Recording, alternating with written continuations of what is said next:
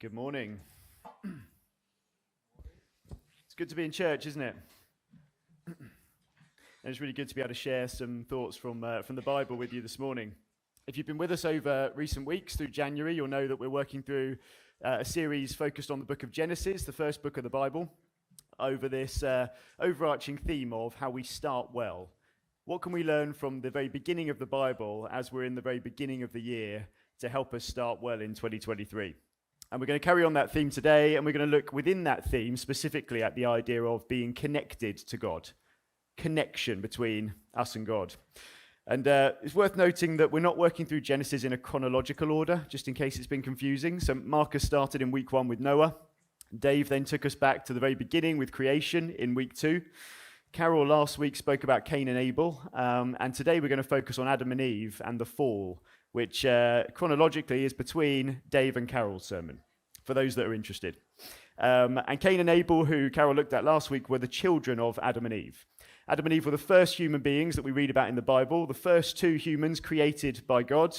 We read in Genesis that God created Adam from the dust and he created Eve from Adam. And we find them in perfect paradise in Genesis. We find them in this environment that God has created for them, which is like perfect equilibrium for their existence. But as many of us will know, whether you're a regular attendee in church or not, things went wrong. Adam and Eve made mistakes, they messed it up, and they ruined that paradise that had been created for them. And I don't know about you, but my experience of paradise is that anything we can vaguely associate as paradise generally does get ruined. So when Mariam and I, my wife, when we first went on holiday together, we went on a holiday to Corfu, lovely hotel, lovely pool, very peaceful resort. And one lunchtime, we went down to have lunch by the pool bar, and we did what I think is general, universal etiquette in a swimming pool on holiday, which is to leave your towels on your bed and go for lunch and just assume that when you come back, they might still be there. But we came back, and I can only describe this family that had invaded our space as a Brits Abroad family from Manchester, who had not only stolen our sunbeds, but they'd actually thrown our towels in a nearby tree to cover up the evidence. So that wasn't great. Then a few years later, after we got married, we went on honeymoon, and I had one request for our honeymoon. I didn't care where we went. I didn't care how far away it was. All I wanted was a swim-up bar. Okay, that was the only criteria. I didn't care if it was in Butlins. If there was a swim-up bar, I was up for it and I was going to go. So we went to this lovely resort in Thailand, and it did have a swim-up bar, so I intended to spend most of my time there. But that was ruined as well, because this teenage boy who was obnoxiously lying in what I can only describe as an oversized flamingo lilo, parked himself at the swim-up bar every day from the moment it opened to the moment it closed, ordering pina coladas that he definitely wasn't old enough to drink. So that got ruined as well. Then we decided to go on the holiday of a lifetime just before we started trying for a family, and we booked our dream holiday to the Maldives. And COVID then came and ruined that for us, so that didn't happen. So instead we went to Mallorca, and we thought this time we'll go to an adult-only resort, because we had that experience with the teenage boy and the flamingo, and we don't want to kind of experience that again. So we went to an adult-only resort this time, and I thought we'd be safe. I thought it'd be fine, and we had a couple of hours by the pool the first morning, which was very relaxing. But then these 2 German guys turned up, and I can only assume what had happened was one of them was intending to bring his girlfriend and then got dumped just before the trip, because he brought his mate along. And when I say they came down to the pool every morning with a boom box, I'm not exaggerating. This wasn't a little speaker. This was a boom box, this kind of size, and they played German trance music at top volume all day long, whilst periodically bombing into the pool. So we don't go on holiday anymore. My paradise always gets ruined, and I hold Adam and Eve entirely responsible for that, which is possibly a bit unfair, because what happens in Genesis 3, which we're going to read from in a second, is that we read about Adam and Eve making a mistake. They decide to go in an opposite direction to that which God calls them to, and there are consequences that they then have to deal with, and we live through that regularly. So if you've got Bibles, turn to Genesis 3. The text should come up on the screen as well. We're going to read from verses 1 to 13, which says, "Now the serpent was more crafty than any of the wild animals the Lord God had made. He said to the woman, 'Did God really say you must not eat from any tree in the garden?' The woman said to the serpent, 'We may eat fruit from the trees in the garden, but God did say you must not eat fruit from the tree that is in the middle of the garden. You must not touch it, or you will die." "You will not certainly die," the serpent said to the woman, "for God knows that when you eat from it, your eyes will be opened, and you will be like God, knowing good and evil." When the woman saw that the fruit of the tree was good for food and pleasing to the eye, and also desirable for gaining wisdom, she took it and she ate it. She also gave some to her husband who was with her, and he ate it. Then the eyes of both of them were opened, and they realized that they were naked. So they sewed fig leaves together and made coverings for themselves. Then the man and his wife heard the sound of the Lord God as he was walking in the garden in the cool of the day, and they hid from him among the trees of the garden. But the Lord God called to the man, "Where are you?" He answered, "I heard you in the garden, and I was afraid, because I was naked. So I hid." And he said, "Who told you that you were naked? Have you eaten from the tree that I commanded you not to eat from?" The man said, "The woman you put here with me, she gave me some fruit from the tree, and I ate it." Then the Lord said to the woman, "What is this you have done?" The woman said, "The serpent deceived me, and I ate." So I think there are three lessons that we're going to focus on this morning from this text around this idea of connection. And for me, I think that for Christians or for anyone who's seeking relationship with God, one of the biggest frustrations can be a sense of disconnection. When you feel like you're not on the same wavelength with God, you feel like you're not hearing from him clearly, you feel like your relationship with him isn't quite synced and is disconnected. I think that is one of the biggest frustrations when we are in relationship or seeking to be in relationship with God. But the reality is when we feel like that, almost always we are the cause of that disconnection. And I think we see some of the examples of how this happens in this text with Adam and Eve. And so we're just going to pull out three quick lessons with the time I've got left this morning. And the first is that, as unusual as it sounds, understanding is not always helpful. Understanding is not always helpful. So part of Eve's deceit came from the fact that the serpent made this deceitful promise to her that her eyes would be opened. There was something in Eve that was thirsting for understanding that she did not have. God, knowing what was best for them, had created this space. He'd created a perfect environment where he knew what was best for them. He gave them access to the knowledge that was helpful, and he restricted things that weren't helpful for them in that moment. But something in Eve, through this conversation, is desiring to know more than what she understands. And there are some incredible scientific minds in the world who will never ever come to faith in Jesus because they can't get the answers to every single thing that they want to know. And because that thirst for understanding at that level is there and can't be satisfied, they will never come to faith in Jesus. And as we read through the Bible, we recognize that we're called to faith. And when you're called to faith, it means you will not have all of the answers. There's a space between your understanding and the bigger picture, and it's a space where you have to trust God, and that's where faith happens. And Eve falls here because part of her is desiring to be like God. She's desiring that overarching full understanding that she doesn't have.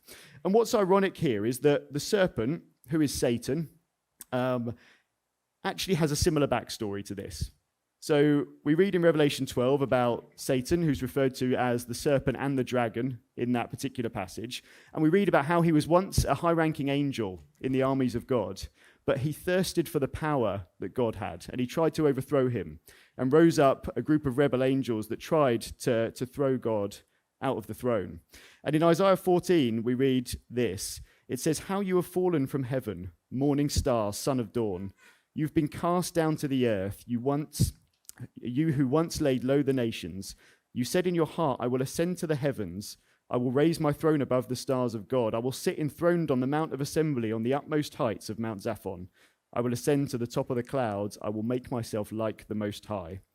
But you were brought down to the realm of the dead and the depths of the pit." And so what we see in this conversation between the serpent and Eve is the same deceitful, poisonous narrative that was once used to his own detriment and to the detriment of those he influenced first time round. And what we have to recognize, that might seem extreme, but what we have to recognize is that when our faith is inhibited by a lack of understanding, when the reason that we don't connect with God or the reason we don't want to know God is because we can't fully understand everything and get the answer to every question, we have something of a God complex developing there. And we see that in Eve. That was the big temptation, was to know what God knows. And we can't. And so as we enter 2023, as we're at the beginning of this year, perhaps for some of us, Some of the heartache that we're carrying from last year or even further back might be through a lack of understanding. We might be in a place in our life where we feel disconnected to God because we don't understand why something happened to us or why God allowed a certain thing to happen. And perhaps the deceiver has convinced us that God doesn't love us because that thing happened, or he wasn't with us, or he didn't communicate with us clearly enough, and that's why we ended up in that situation. And perhaps if that's where we are, then the first lesson for us this year is that we need less time focusing on the things we don't understand and more time praying for the faith to operate in that space between our understanding and the bigger picture. Full understanding is not always helpful. That's lesson number 1. Lesson number 2 sounds pretty obvious, but I think it's important. And it's that there is risk in ignoring God's instructions. We take on risk when we ignore the instructions of God. And Eve makes a very intentional decision, as does Adam afterwards, to go against the will of God. And we get the benefit of seeing the narrative that almost goes on in Eve's mind through this conversation, because when the serpent first asks her, she says, yes, God said we can eat from any tree, but not that tree. She states it correctly to start with, but then the conversation goes on. And we're told that she sees the fruit is good eating, is pleasing to the eye, and is also desirable for gaining wisdom. And that's why she eats. And to simplify that process massively, Eve recognizes something is not of the will of God, but she makes a decision anyway to press into that because it looks attractive. And that was a risky move that did not pay off for Eve and did not pay off for Adam. They were cast from that paradise that they were living in, and they were condemned to a life of toil as a result. The whole dynamic of their life changed because they took a risk that didn't pay off by ignoring the instruction of God. And what we have to recognize is that when we do that, when we go, I know you're calling me to this particular thing, but I'm going to do something else, we take on risk. We have to recognize that in our lives. And perhaps you know right now in your life there are areas where that's happening. You know, perhaps you're with someone, a boyfriend or a girlfriend, and they don't believe in what you believe in. They're not centered around the thing that you're centered in. They think it's a waste of time that you go to church and that you pray and that you worship and that you put these things at the center of your life. Maybe they're totally anti that and you're in a constant battle because of that, but you stay with them because you know that they're attractive to you. And if we're in that place, you have to recognize there's risk associated with that. You're taking risk into your life. When God calls you to go and serve in a place or take on a job or live in an area and you go, I'm going to ignore that and I'm actually going to do something else because it looks attractive, we have to recognize there's risk associated with that because we're choosing to go against the will of God. Because what happens when we decide to go against something, we actually create separation in that place. So if I decide I don't want to be associated with a person, I create space between myself and that person. I distance myself. I drive something between us. If I decide I don't want to associate with a political view, I distance myself from that thing. I don't talk about those things. I create space between myself and that thing. And whether we recognize it or not, when we choose to turn away from what the instruction of God tells us to do in his word, then we are separating ourselves from him. We're creating space there. And that is a big contributor as well to feeling disconnected to him, even if we haven't recognized that process has happened. So that's the second thing. There's risk involved when we ignore God's instructions. And the final thing that I want to call out this morning is that there's huge importance in accountability. Accountability is key when it comes to connection with God. So when we read in verse 8 that God is walking through the garden, he's calling out. He calls out to Adam and he calls out to Eve. And he asks them 3 questions. He says, where are you? Who told you that you were naked? And have you eaten from the tree that I commanded you not to eat from? And if you were here last week, you might recognize a bit of a pattern there from the story with Cain and Abel, because after Cain kills Abel, the first question God says is, where is your brother Abel? And in all of those situations, God knows the answer to all of the questions, which begs the question, why does he even ask the question? And I believe he asked the question in all of those situations because he's giving those individuals an opportunity to own the mistake, to confess what they've done wrong, to take accountability for that thing that has happened. But there's obviously a family trait here of deflection. Cain says, he comes with this sarky comment of, I'm not my brother's minder, you know. Eve blames the serpent. Adam blames not just Eve, but actually kind of blames God as well, because he says, the woman that you put here gave me the fruit. So it's not just her fault, it's your fault, because you put her here. There's a big issue with accountability here. I mentioned in a sermon a few months ago that there's a big issue with accountability in my house as well. And we see this kind of stuff pretty regularly. So my wife actually said to me the other day, she said, "You never make my side of the bed. You only make your own side of the bed." And I'm sure you can appreciate she's a liar. But instead of just going, "You know what, darling, sorry, that's my bad. I'll make sure I do better in that area and I'll own that mistake," I instead chose to just point out that the bins don't walk themselves out on a Monday night for the bin men. And the car doesn't just fill itself up with diesel, despite how it might appear. And so I was looking straight away to deflect and to make the problem a shared problem instead of just owning it. And we're working on that as a couple, you'll be pleased to know. But accountability is really, really important. And there are two big issues if we're not accountable around stuff. And for me, the first one is around the regular recognition that we are imperfect and God is perfect. And if we don't regularly take accountability for the things we've done wrong, then we're not consciously reminding ourselves regularly the price that Jesus paid on the cross. You know, with Adam and Eve in the garden, what happened when they sinned, and sin is the biblical word for when we do stuff wrong, what happened when they sinned that first time was they changed the status of their relationship with God, because this thing that was perfect was now not perfect anymore. The equation had been broken. And we learn from the Bible that Jesus died on the cross and took on all of that wrongdoing that was inherent within us and is still inherent within us today, and he died with it in a way that meant we could have relationship with God even as imperfect humans. We could relate and connect to a perfect God. And it's important for us to remember that regularly, that price that was paid, that incredible gift that came when Jesus died on the cross. And if we don't take accountability for the things that we've done wrong, we don't regularly cast our mind to that place. We instead convince ourselves that we are somehow perfect and everything else in the world is broken, God included. But the second thing that's an issue if we don't take accountability for stuff is, if we aren't taking accountability, then by default we have to be blaming somebody else. Because as human beings, we're not very good at going, "It's no one's fault." Even if we say that to someone in a conversation, "Look, it was no one's fault, we're thinking it was your fault." We always think someone has to be to blame for something that's happened. And so if we're not taking accountability when we have made mistakes and we have fallen short, then sometimes even subconsciously we're blaming God for that thing. We're holding resentment in our heart because that thing happened that we don't believe was our problem, so therefore it has to be someone else. And often in our heart that becomes, it was God's problem. And then we can be building this wall in our heart that we don't even realize we've been the architects of, that causes, again, a blockage and a disconnect between where we are and where God is. And it feeds in to that sense of being disconnected. So as I try and bring this to some form of conclusion this morning, I think it's really important to remind ourselves that the truth is God desperately desires connection with us.